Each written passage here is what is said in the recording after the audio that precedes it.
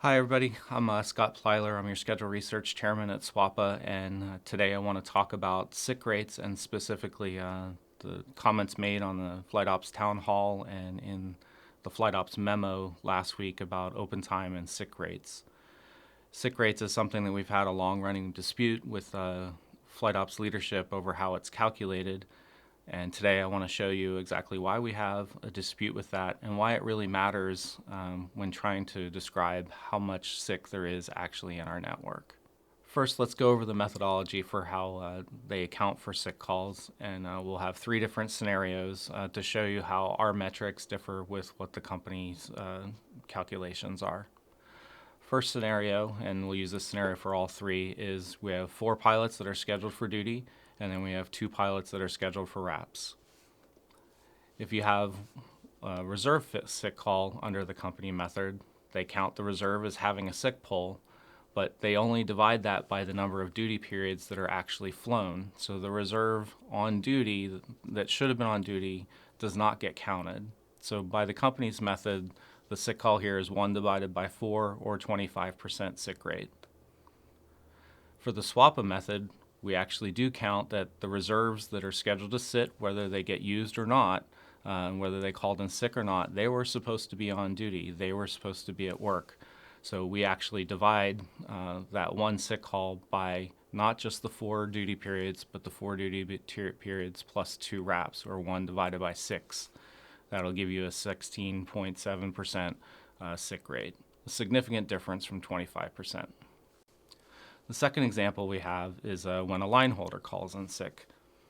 Under the company's method, the line holder sick call counts as 1. The duty period then gets flown by a reserve, so they count the reserve as flying the duty period, but not that the pilot that called in sick was supposed to be at work. Again, they divide 1 by 4 duty periods flown. You get 25% sick.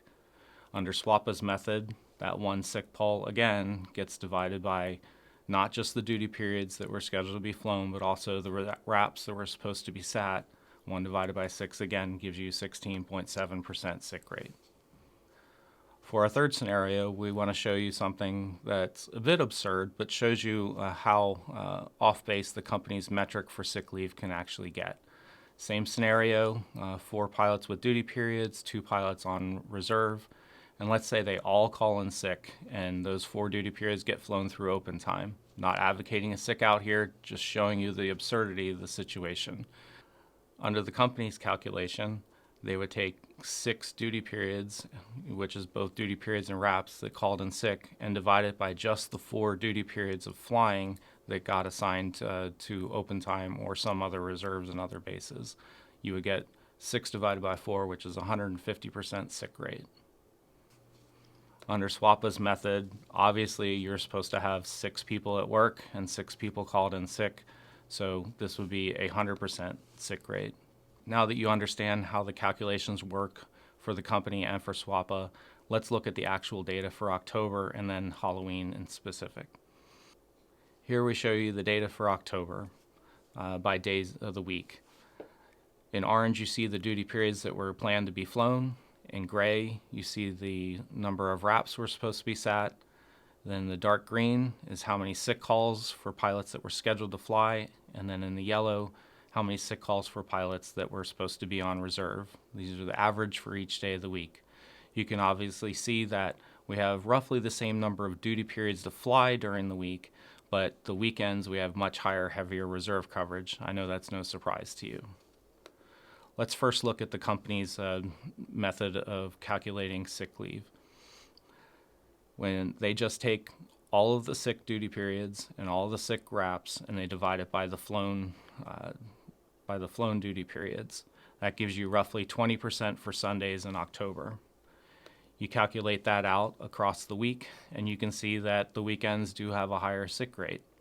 However, when you start to look at the actual numbers of reserves, you have more reserves on the weekend, so obviously you're probably going to have a few more reserves call in sick. When you count reserves that call in sick in your numerator, but not reserves that were supposed to sit in your denominator, well, of course your sick rate is going to go up, even if pilots sitting reserve are calling in at roughly the same rate all throughout the week. Using SWAPA's method, you can see we get a significantly lower sick rate when you actually include those reserves as actually being on duty. And I know that everybody commuting to reserve feels like they are on duty because you are.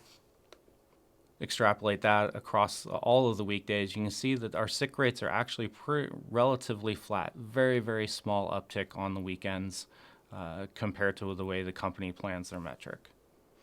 Let's look specifically at Halloween, which was addressed in the Flight Ops memo.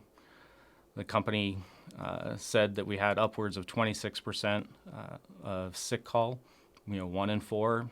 You even had, unfortunately, had our new CEO was quoting 1 in 4 pilots were not showing up for work. The actual numbers say something different. You can see from this calculation of for the companies, we can't even duplicate the 26% for Friday or Saturday or Sunday of Halloween weekend. What probably happened is they're counting the COVID polls, which are not something that pilots called in sick for. They were involuntarily pulled, probably because they got exposed from all the reassignments they've been having lately. And we see a max of 23%, not 26%. That's a significant difference, even trying to copy the company's metric. When you actually include the reserves as pilots that were supposed to be on duty, that's SWAPA's calculation, you can see we had a much lower rate, 16 to 17% across the weekend. Yes, slightly higher than the average for all of October, but certainly not 26% on any day that weekend. So looking ahead into November, you can see we have a similar number of flying duty periods per day of the week, and also a similar distribution of reserve across the weekdays. One thing to note is that we did have an increase up to 20% reserves in October. That alone can account for a large part of the increase in sick rates due to the company's calculation that SWAPA actually discounts because we count reserves in our manning model. For November, because we have the higher rates of reserve, expect the company's sick rate metric to continue to remain much higher than it actually is. So in conclusion, I just want to reiterate that SWAPA has been trying to address the company's faulty metric for several years to no avail. The problem now is that Flight Ops leadership and now company leadership is making decisions based off that metric and even blaming pilots for the, quote, abnormally high rates of sick. Truly what is abnormal, though, is the record rates of JA, reassignments, unscheduled overnights, and fatigue calls that we've been seeing for over the past 5 months. I dare say it's pretty normal when you have all of those disruptions to your schedules and the operation to have this level of increase in sick. I just want to remind everybody, please stay safe, be professional, make the call, keep our passengers safe, and keep our airline safe.